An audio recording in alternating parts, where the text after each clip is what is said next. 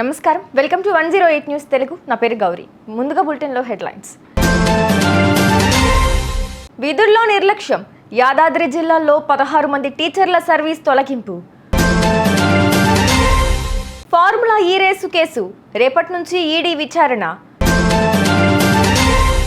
అదానికి Tamil Nadu shock, smart మీటర్ల project రద్దు. ఆర్ఆర్ఆర్ కస్టోడియల్ కేసులో టీడీపీ నేతకు నోటీసులు.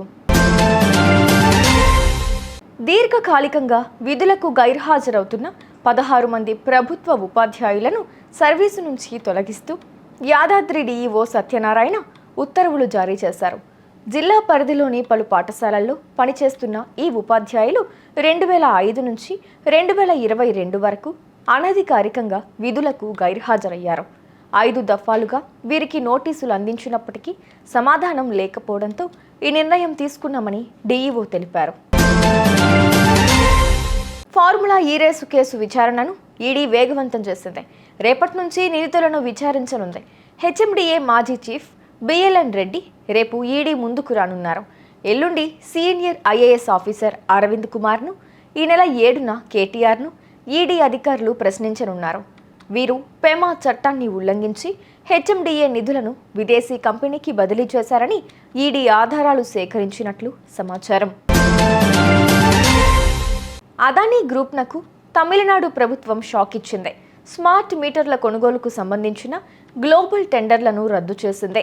అందరికంటే తక్కువ ధరకు Adani energy solutions limited quote చేసినప్పటికీ అధిక ధర ఉందన్న కారణంతో టెండర్లను తమిళనాడు పవర్ డిస్ట్రిబ్యూషన్ కార్పొరేషన్ నిర్ణయం తీసుకుంది. త్వరలోనే కొత్త టెండర్లను ఆహ్వానించనున్నారు. అదానీపై అమెరికాలో ఆరోపణల వేళ తమిళనాడు ప్రభుత్వం ఈ నిర్ణయం తీసుకోవడం గమనార్హం. అసెంబ్లీ డిప్యూటీ స్పీకర్ నరసాపురం మాజీ MP Raghu Rama Krishna Raju custodial torture case మరో మలుపు తిరిగింది.